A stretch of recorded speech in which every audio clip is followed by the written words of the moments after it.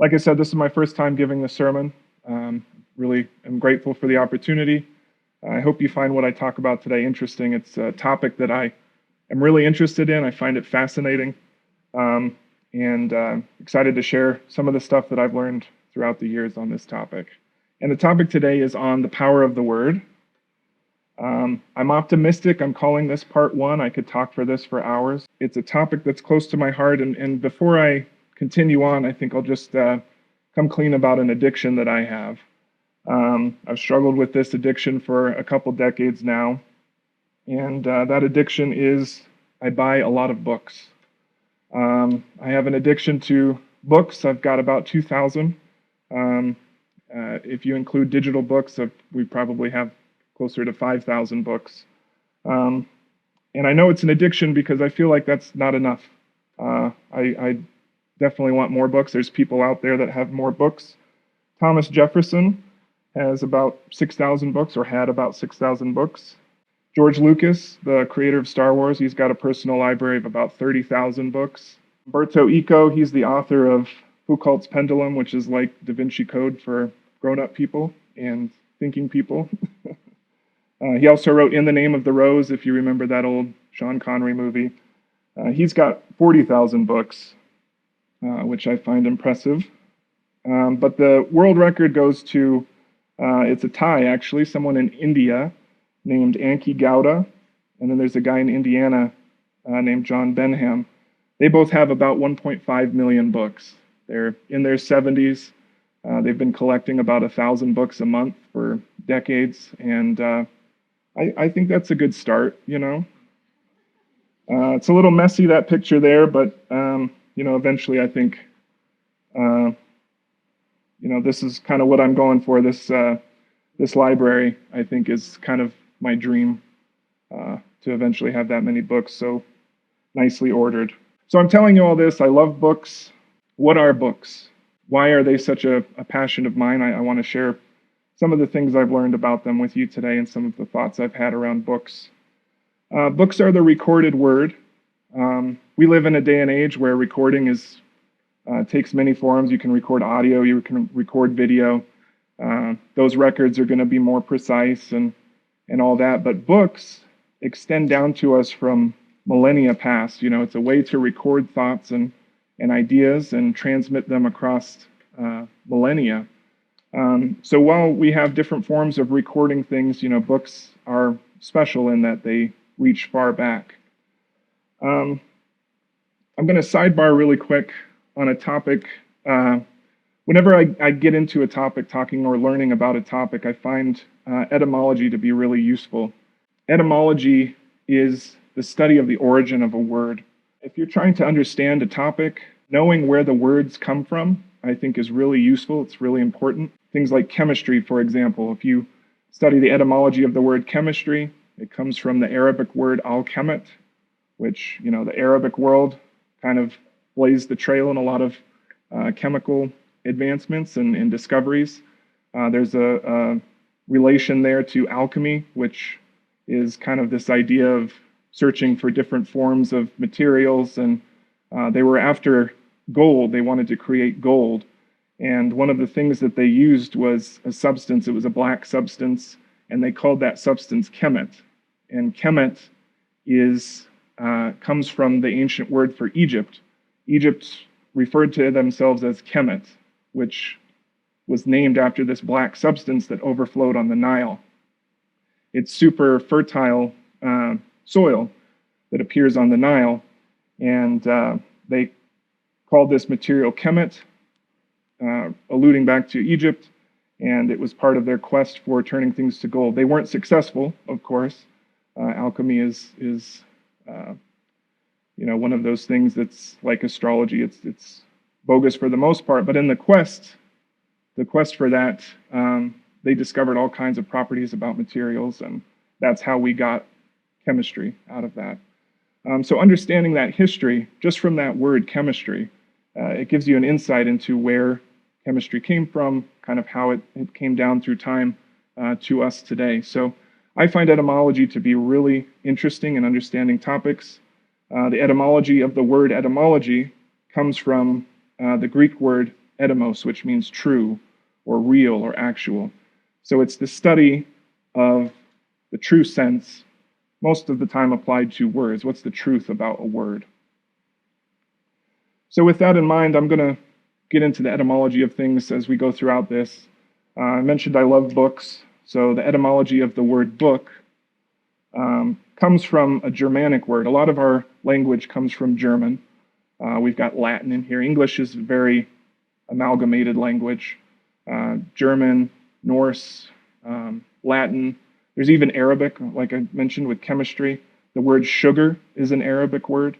So throughout time, the English nations traded. We did a lot of sailing, picked up words here and there, and it's kind of an amalgamation. So book happens to be one of the words that we picked up from German, and it comes from Bücher, which that's their word for book as well. But it's also a word for the beech tree, which there's a picture here of a beech tree. We all know that you carve your initials in trees. Beech trees are particularly nice because you don't need ink, and there's a very high contrast, as you can see in the picture here. So the ancient German people referred to these, they had tablets that they would carve these things called runes into.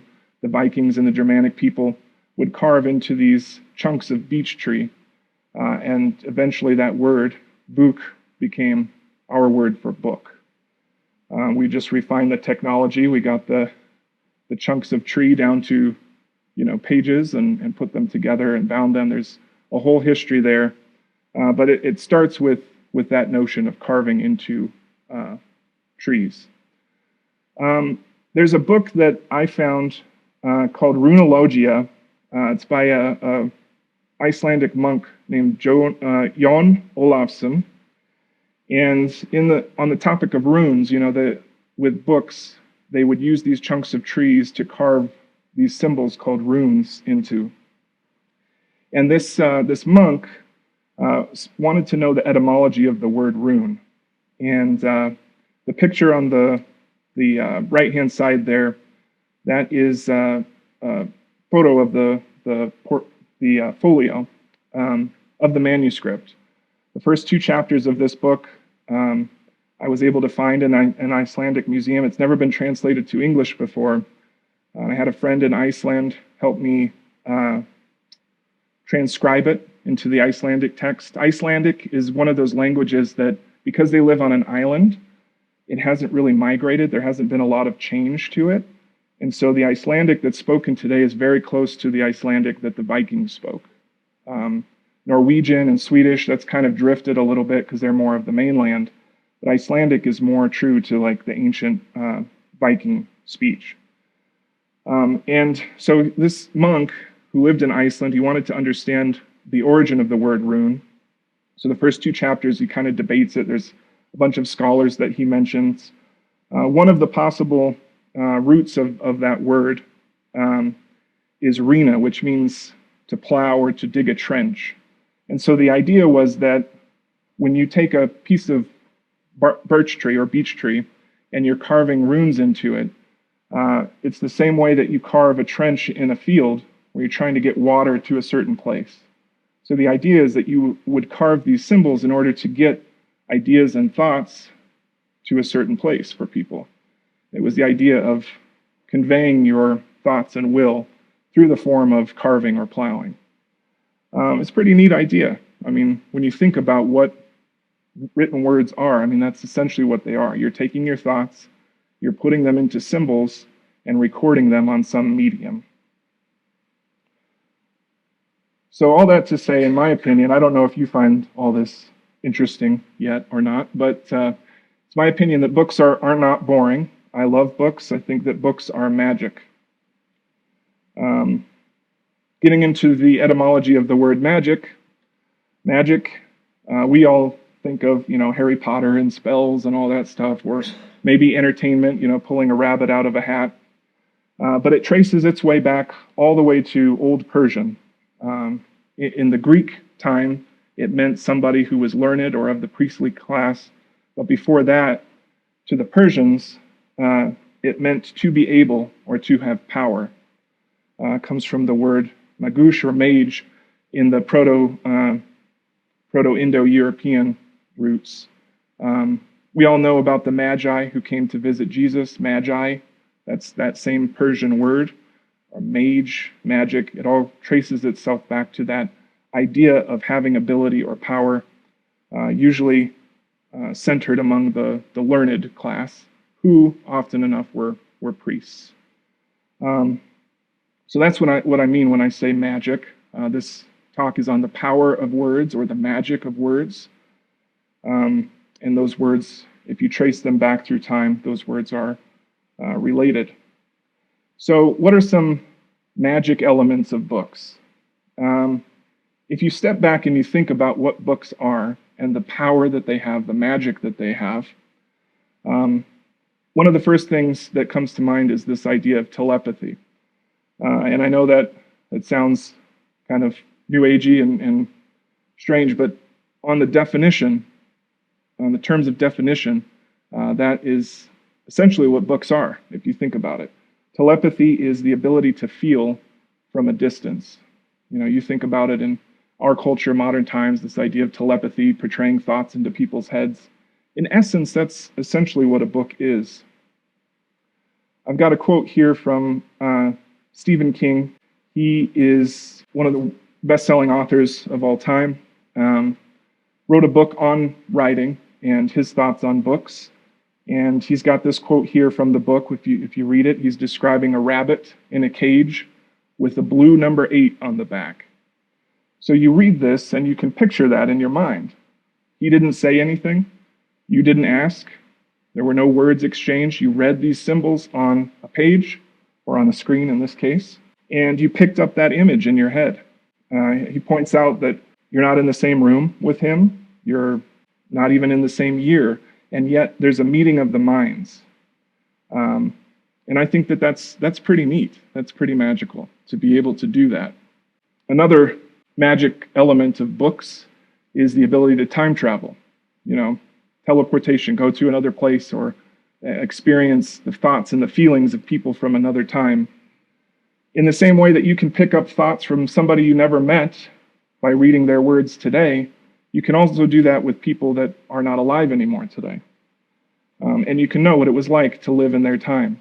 Charles Dickens, The Great Expectations, you know, you read that story, it's a really great insight into what it was like to live in 1800s London. And after reading this book, I'll tell you, I'm very glad I don't live in 1800s London. Brothers Karamazov by Fyodor Dostoevsky, what it was like to live in 1800s Russia. Also glad I don't live in 1800s Russia. Then there's The Red Badge of Courage, 1800s America, about the Civil War. I'm also glad I don't. I think the message is, no matter where you were on Earth, 1800s probably didn't want to be there. But it's amazing. Through these books, you can get the thoughts, get the feelings, get the experiences of that time from people who are long since dead.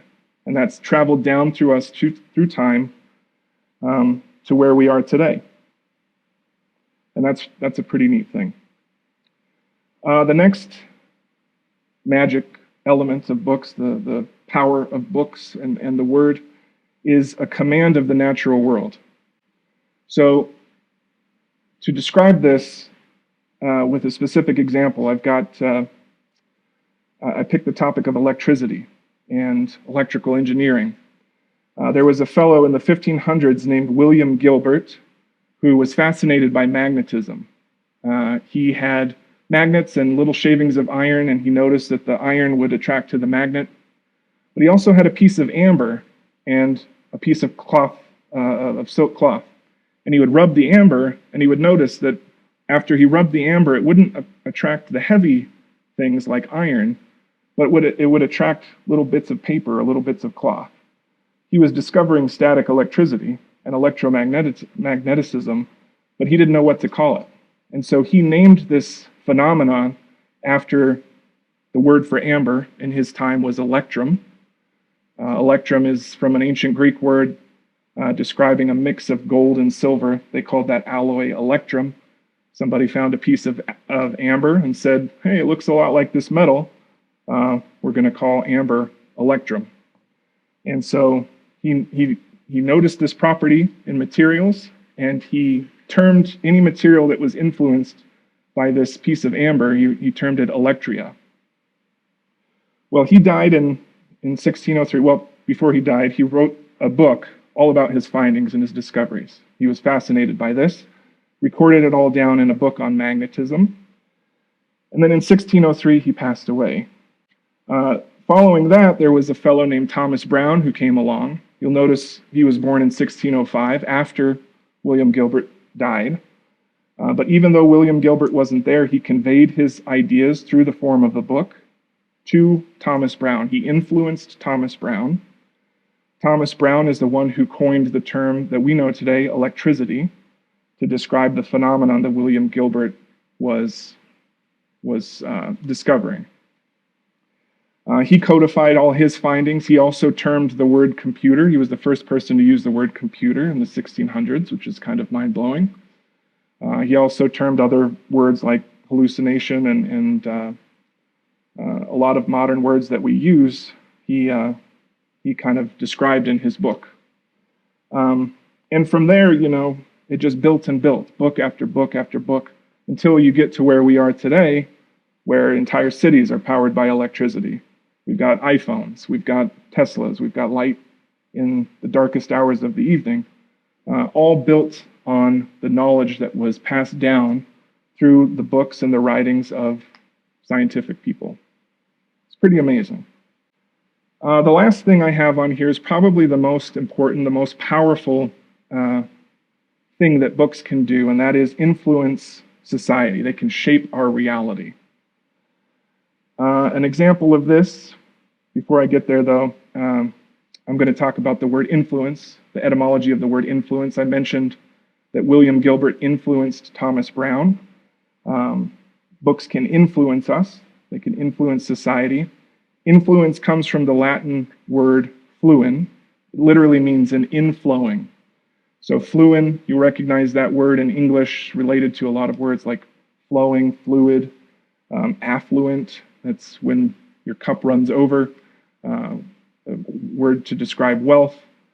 But influence particularly is the idea of other people's thoughts or discoveries flowing into your mind. So that's where the idea of influence comes from. So when you're being influenced by someone, you're allowing them to flow into you in a sense. So how does this,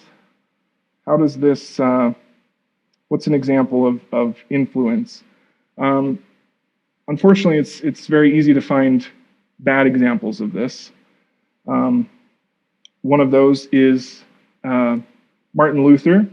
Martin Luther had a lot of great influence. He challenged a lot of the bad dogmas of the Catholic Church.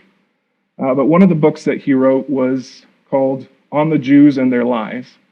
And he called for the German people, he was from Germany, called for the German people to burn down synagogues and kick out the Jews.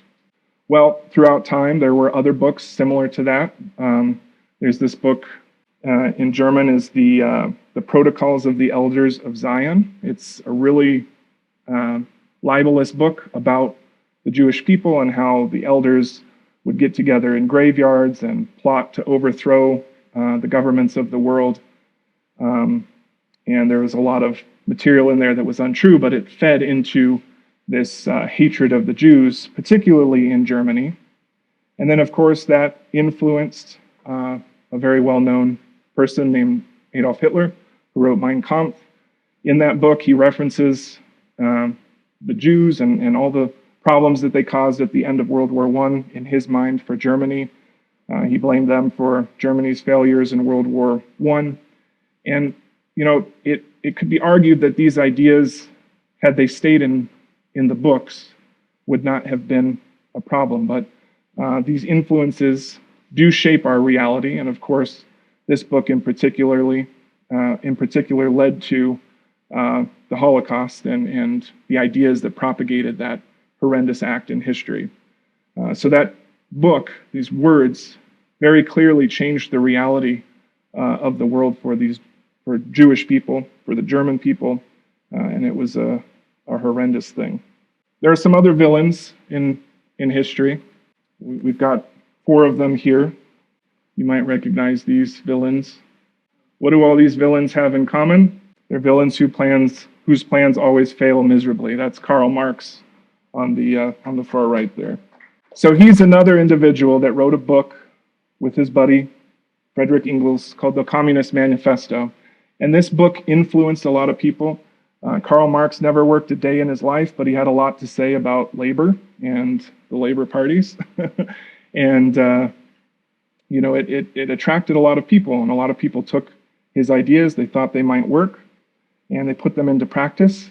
You have the Bolshevik Revolution in Russia was kind of the first foray into testing his theories. It was a very violent overthrow of the Russian monarchy at the time, the Tsar.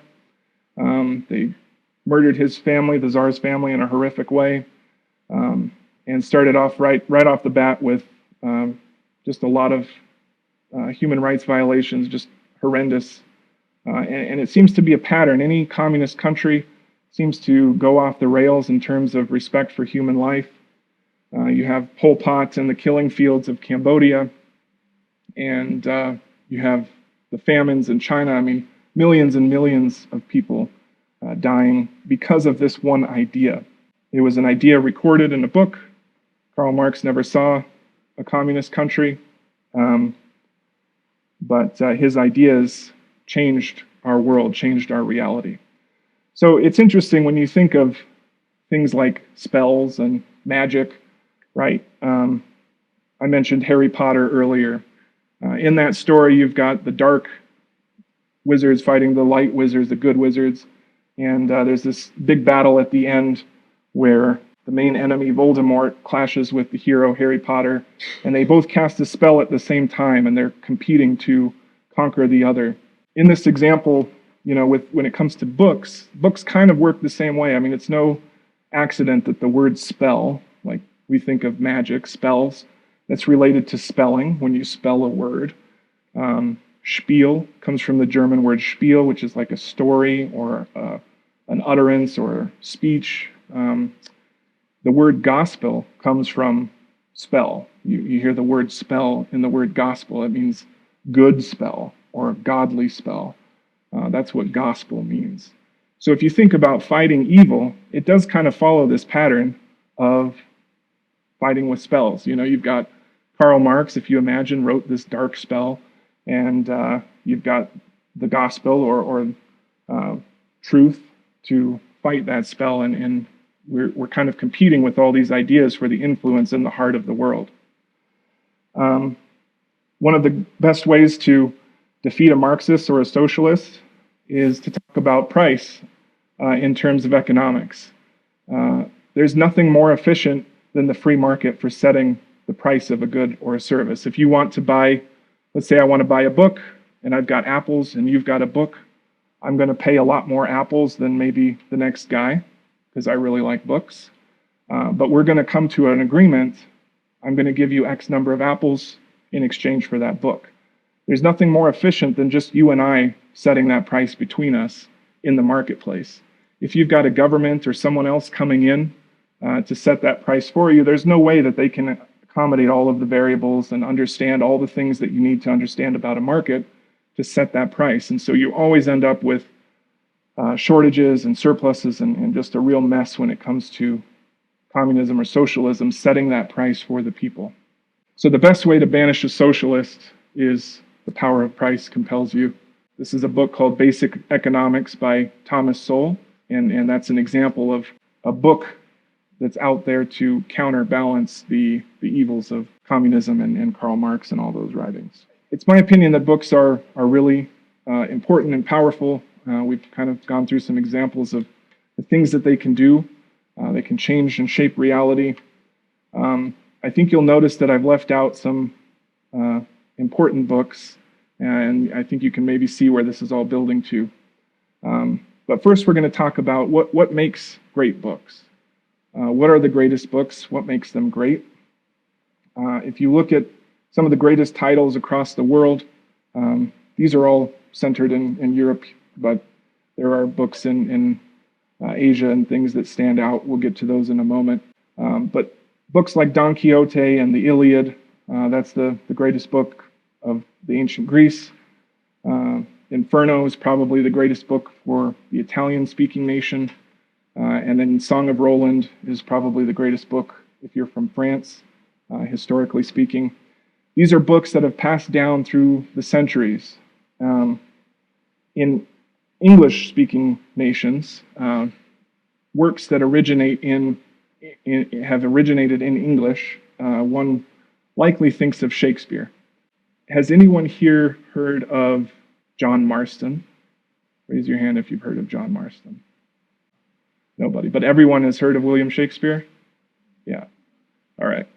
So I think that's interesting, isn't it, that this book, these plays that William Shakespeare put together, they've passed down to us. We all know William Shakespeare, but none of us know John Marston. They existed at the same time. They both wrote plays at the same time, but we only know of William Shakespeare. Why is that? Why do some books pass down through time and have more value and influence than others? Well, to understand that a little more, I want to talk about something called the Lindy effect. I got this idea from a book called Anti-Fragile. This is a book that's had a lot of influence on me, talking about influence. It's written by a guy who was a Wall Street trader. He's kind of a philosopher, and he's really into mathematics. And he described this thing called the Lindy effect. The Lindy effect is named after a diner in New York where after a Broadway show or a comedian's stand-up routine, the artist would gather at this diner and they would discuss the shows and the turnout, and they would try to predict who's going to have the longest running comedy act or who's going to have the longest running show. And there was kind of this superstition of folklore that if somebody had a run on Broadway of 100 days, if they made it to a 100-day mark, they would probably be on Broadway for 100 more days. It seemed like the longer you were around, the longer you would be around.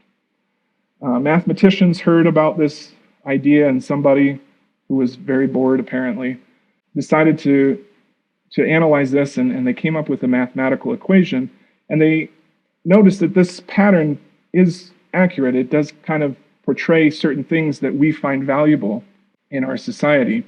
And it seems like the longer that something is around, that's evidence about its value.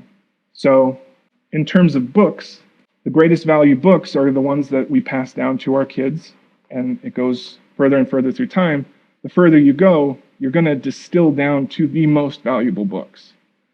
So John Marston, William Shakespeare, we can't pass that all down. Kids have trouble paying attention to things as it is. We're going to pick the best, and it seems like history has decided that that's William Shakespeare. And so that's who, rather than, both, that's who we all know about is William Shakespeare, not so much John Marston, although you know about him now. It's true with artifacts too, things like utensils, pots and pans. You're not really ever going to improve on that design. And so that's been tested throughout history. We use pots and pans today. Every archaeological dig, you find pottery. It's not going to go away anytime soon. So that's evidence that because of the success of those utensils, they're going to continue to be used for hundreds and thousands of years. So thinking about the Lindy effect, keeping that in mind, what are some of the books that have gone the furthest down through history? Obviously, now we're getting to the religious texts. You've got books like the Quran, and then you've got the Bible, which is the New Testament and the Old Testament. The Old Testament, the Jews call the Tanakh. It includes the Torah, which is the first five books, and then the prophets and the writings. These books have come down to us through millennia. So it's very clear that there's some value to these books, obviously. Whether you believe in God or not, it's very clear that these books have immense value because of what's been theorized by the Lindy effect. It's been shown. These books are extremely valuable. So applying the Lindy effect to the holy books that are out there, I've got a list of holy books for us here to kind of look at and see the dates that they came out. The first one is the Guru Granth Sahib, which is from the Sikhs. That's you see the people with the really tightly wound turbans from India. Those are called Sikhs. Satsriyanko. They are a monotheistic religion. They're very dedicated to truth, and they've got a book that's a collection of the writings of one of their gurus, but it was published in 1600 AD. So they find it valuable. They've passed it down to their kids, but are there older books? There are. There's the Quran in Islam, 600 AD. In the Quran, it references the people of the book, referencing back to even older holy books that influenced it. You've got in Buddhism a book called the Tripitaka, which means the three baskets. It came out in 100 BC. And then for Hinduism, you've got the Bhagavad Gita and the Rig Veda, written down in about 300 BC. And then the oldest book that is predominant in today's culture is the Bible, the Tanakh. First written down, the Torah, first written down in 1400 BC. The Rig Veda, there are some scholars that think that it was a collection of hymns and verses that might have extended further back in time, but it wasn't written down until around 300 BC. So what does this all mean? I think that it indicates the value of the Bible in purely secular terms, just in the terms of how we convey information throughout the generations. It's very clear that the Bible has value. My dad passed the Bible on to me. I rebelled against it. I wanted to see what else was out there. But it's very clear he loved me. He found value in this book and in the teachings of that book, and he conveyed that to me as important. And at the time, I kind of rebelled against it. I wasn't smart enough to see how much he loved me. And now that I'm older and I understand the value of the book and the importance to society, I'm going to do everything I can to pass that book on to the next generation. And that's how this works. And that's why I think the Bible is so important. Age might not be the only way to determine the value of a book. I just gave an example of, you're only going to pass on information that's valuable to your kids. So there's other ways to assess value. Are there older books and writings out there? There are. There's the Kish tablet from ancient Sumer. The Epic of Gilgamesh is 2000 BC, 3000 BC for the Kish tablet. You've got the Narmer palette from Egypt, which is one of the oldest written Egyptian texts. And then you've got the Book of the Dead, which is also known as the Pyramid text. It's found in the pyramids in Egypt.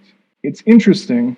These texts have come down through history, but you'll notice that the value of these texts must not be very high, because we don't gather in a church every Sunday to discuss the Kish tablet or the Book of the Dead, the Egyptian Book of the Dead. We follow what's called the living word, and I think that term is interesting. It's the living word. Egyptians have the Book of the Dead. What is it? It's advice for people who have already died. And it's got some good stuff in there. I've read it. My wife and I took a course on reading hieroglyphs from Bob Breyer. So we can read hieroglyphs a little bit. And we got a really great book on the Book of the Dead that has the hieroglyphs, the Coptic transliteration, and then the English translation. It's really dense. It makes very little sense. They talk about getting in a boat and Ra comes, and then you get out of the boat, and then who knows what happens. There's a crocodile, and if you're not good, the crocodile eats your heart. It's really a strange tale. Maybe it made sense to them, but that hasn't really passed down throughout history because it's written on the walls and the tombs of their dead. I mentioned it's got some good things to say, like don't commit adultery, don't steal. So they understood morality in a sense, but their text did not really translate down through the living. It's aptly named the Book of the Dead. But our book, the Bible, is the book of the living. Yeah, we don't gather in churches to talk about the Book of the Dead. We gather in churches to talk about the Bible. Every week we sing praises about the Bible. It's definitely the word of the living.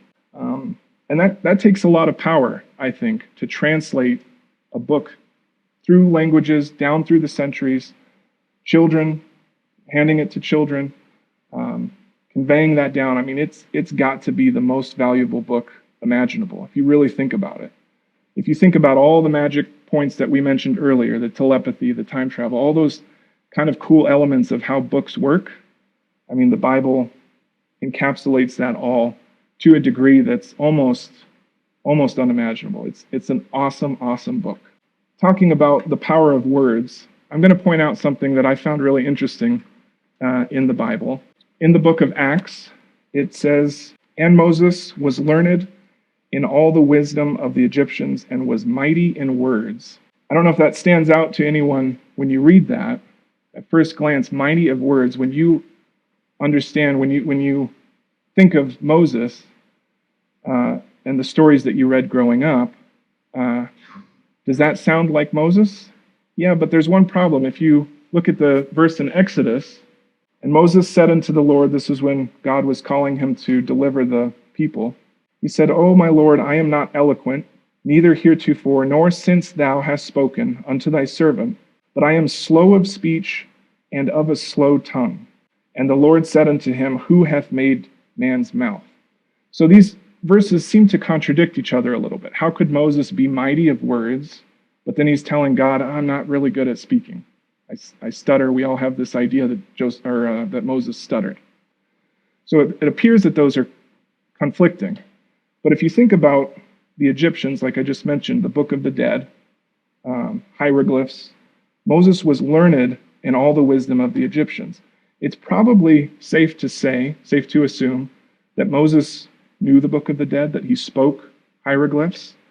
He knew something about the Egyptian wisdom. And yet, that alone is probably not enough to get the words that Moses wrote down through time, because we've seen the Egyptians failed to do that. So it wasn't the Egyptians' words or wisdom that Moses had that helped translate the Bible down through history. It very clearly was a connection to something higher, very clearly a connection to God. It's the only thing it could be. Moses knew the same things the Egyptians knew, but the Egyptians, they didn't really successfully translate their books down through the living, through the children, through the generations. So I think that's pretty powerful evidence that the Bible is something else. It's on a higher plane. It's got a higher power behind it. Just like God said, who made man's mouth? I mean, you got to think, who invented words? Where did words come from? I don't know that evolution has a great response to that. The secular world, everything coming out of the natural phenomenon. I'm not sure that I've heard a good argument from that side of things. I think it's very clear that the word came to us from somewhere else. It's a very powerful thing. On that note, I'm going to leave you with something that's I found to be just really cool. How did God create the world? Well, he used words to do it. He used speech. Genesis 1:3, "And God said, Let there be light, and there was light." So God used word to create things, to create the universe. The Hebrew word for create is bara. The opening word of Genesis is barashit, in the beginning of creation. Bara, to create. The word in Hebrew for word is dabar. Now in Hebrew, dabar also means thing, means to talk. Word, talk, thing, they're all the same. So you have bara, which means to create. You have dabar, which means by talking. So I found this to be really neat. This phrase, bara, that means I create, ka, as, dabara, as I have spoken. Abara, ka, dabara. Abracadabra. Isn't that neat? God created as he spoke. The last verse I want to end on, John 1:1-3. "In the beginning was the Word, and the Word was with God, and the Word was God. The same was in the beginning with God, and all things were made by him, and without him was not anything made that was made." So, abracadabra, God made everything. just by speaking it. That's a power that we'll never have, but it's a power that he imbued into us in a sense in our ability to write books. Our words they shape our lives. We have to be very careful about the words that we use, about the things that we say. Proverbs is full of ideas about being careful with your words. They're like a rudder on a ship. Words are very powerful things. And I think that, it's very clear that the word is powerful and important to God. And maybe next time we can talk a little bit more about what it means for the word to become flesh. And I'll go ahead and end it there for today. Let's go ahead and pray. Most High God, thank you so much for this time today. Thank you for the opportunity to speak about your word and the power of your word and your love for us. Thank you for speaking to us through your word, for guiding us through history, through time. Thank you for all those that came before us that passed down this information and these words to us and evidence of your love. We pray that you bless us and keep us. Please help us to be worthy of your love. And thank you so much for the gift that you gave to be worthy of your love, Father. Thank you for the gift of your Son. And in the name of the Most High God, amen.